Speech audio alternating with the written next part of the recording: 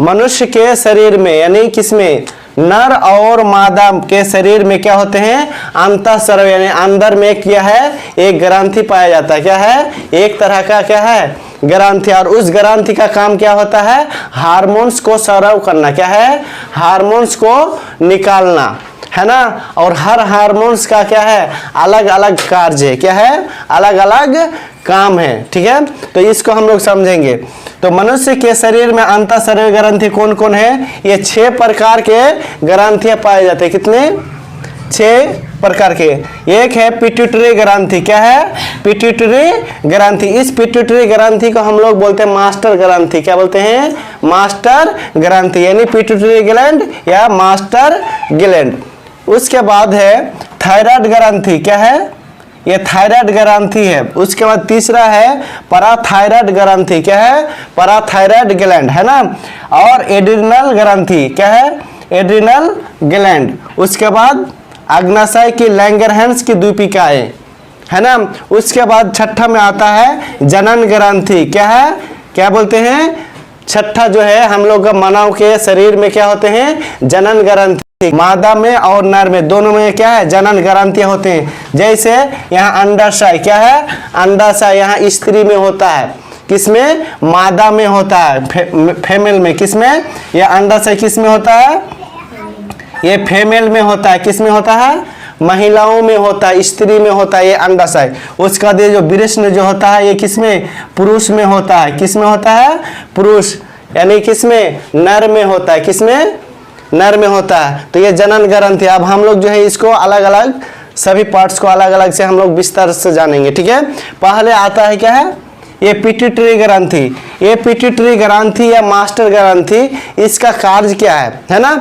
Pituitary ग्रंथि को 2 भागों में बांटा जाता है। क्या है, अग्रपिंडक, एंटेरर लोब। क्या है, अग्रपिंडक, एंटेरर लोब। उसके बाद है पश्च पिंडक। क्या है, पश्च पिंडक, पेस्टेरल लोब। क्या है, पेस्टेरल लोब। ये मास्टर ग्रंथि में 2 ग्रंथि मुख्य रूप से पाए जाते हैं। ठीक है, अब इसका अलग अलग काम है। अग्रपिंडक का अलग काम है और पश्च पिंडक का अलग काम है। अब देखो यहाँ पे क्या है, ये अग्रपिंडक को हम लोग वृद्धि हार्मोन भी कहते हैं। क्या है, वृद्धि हार्मोन। वृद्धि हार्मोन इसलिए कहते हैं, इस ग्रंथि से अगर अधिक से अधिक क्या होगा, हार्मोन स्राव होगा तो आदमी क्या हो जाएगा, बहुत ऊंचा होगा, जवान होगा और क्या हो जाएगा, मोटका होगा।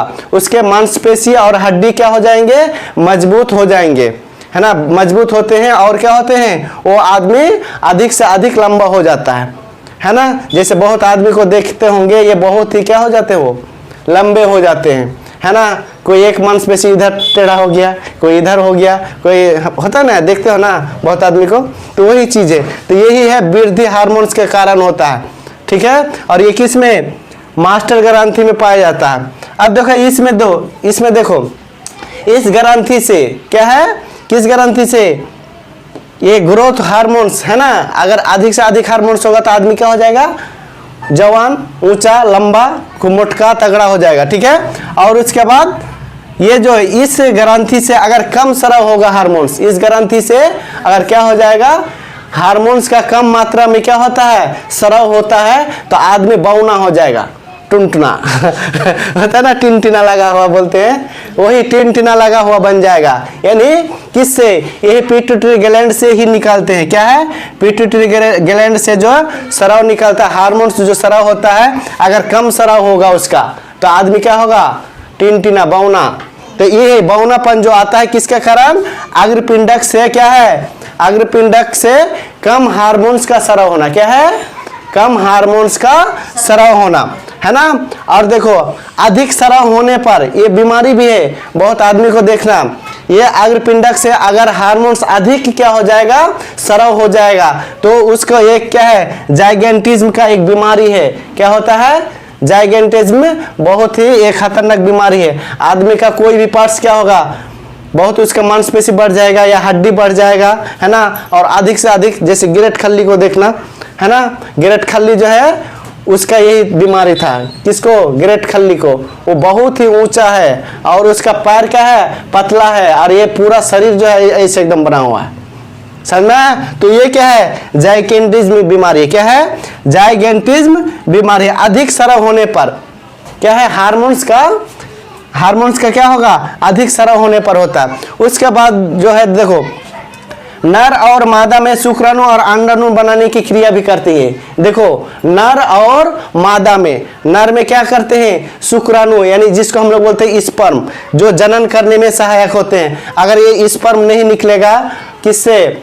मेल से, पुरुष से, तो वो जनन करने का क्षमता उसके अंदर नहीं होगा। तो क्या होते हैं? वो शुक्राणु और अंडाणु स्त्री में, महिलाओं में पाए जाते हैं। किसमें? महिलाओं में पाए जाते हैं। ये इसको हम लोग बोलते हैं ओवा। क्या बोलते हैं? ओवा। अब ये जब दोनों मिलते हैं तो क्या है? वो जनन की प्रक्रिया में है। ठीक है, तब क्या है? किसी भी बच्चे का जन्म होता है।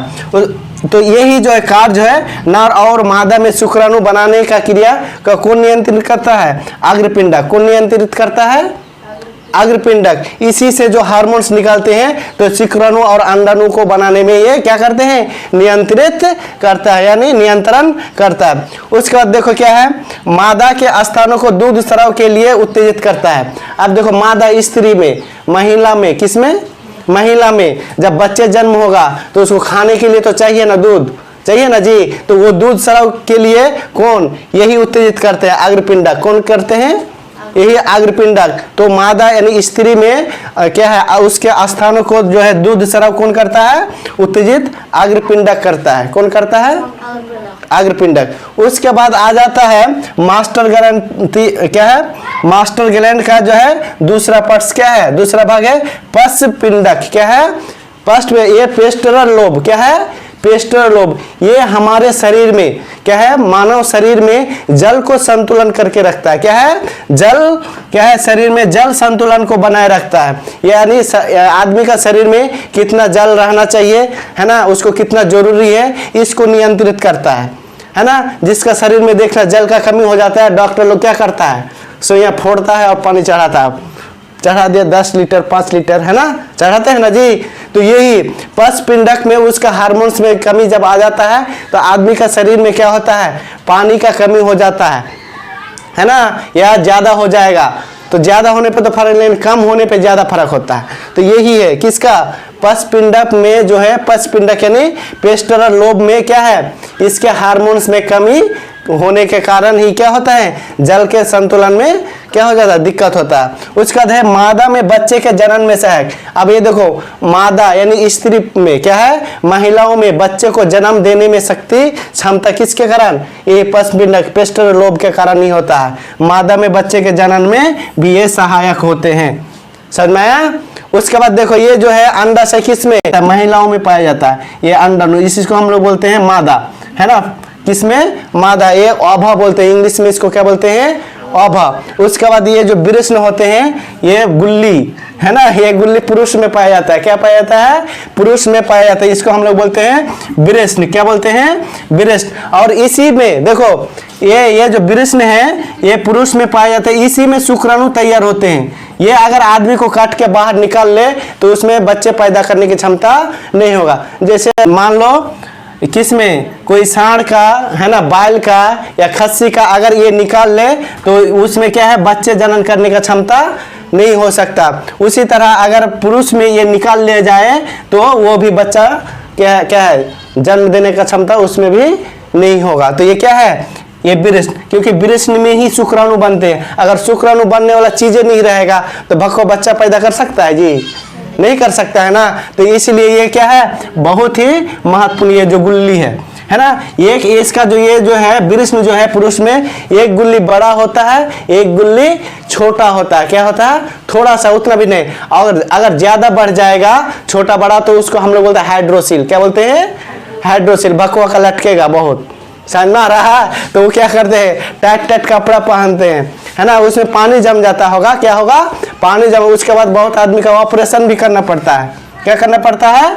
ऑपरेशन करके उसको पानी को निकाला जाता है, या हो सकता है दवा से भी ठीक हो जाता है। ये अंडाशय जो है किसमें? महिलाओं में पाया जाता है। ये ओवा यानी अंडाणु और ये शुक्राणु जब मिलते हैं तब क्या होते हैं? रिप्रोडक्शन। क्या होते हैं? रिप्रोडक्शन। ये ओवा प्लस क्या है? क्या है? ओवा प्लस स्पर्म।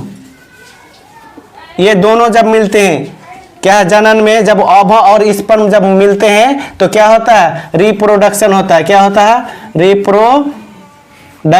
क्या होता है? रिप्रोडक्शन होता है, यानी बच्चे का जन्म होता है। क्या होता है? बच्चे का जन्म होता है। ठीक, ये जनन किसका? मेल का और फीमेल का जो है क्या है? मेल का और फीमेल का जो क्या होते हैं? शुक्राणु और अंडाणु। क्या है? शुक्राणु और अंडाणु को मिलने से क्या होता है? रिप्रोडक्शन होता है। क्या होता है?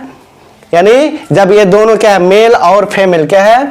मेल प्लस क्या है? फीमेल जब क्या करते हैं? यौन करते हैं। क्या करते हैं? यौन संबंध करते हैं, तब क्या होते हैं? इसमें क्या होते हैं? जनन होते हैं। तब क्या होते हैं? जनन। तो ये मेल से क्या निकालते हैं? मेल से स्पर्म क्या निकालते हैं, और फीमेल से क्या निकालता है जी? ओवा। ये दोनों के मिलने से क्या होता है? रिप्रोडक्शन होता है। क्या होता है? रिप्रोडक्शन, जनन होता है। क्या है? अपने संतानों में वृद्धि करना। क्या है? अपने संतानों में वृद्धि करना ही जनन कहलाता है।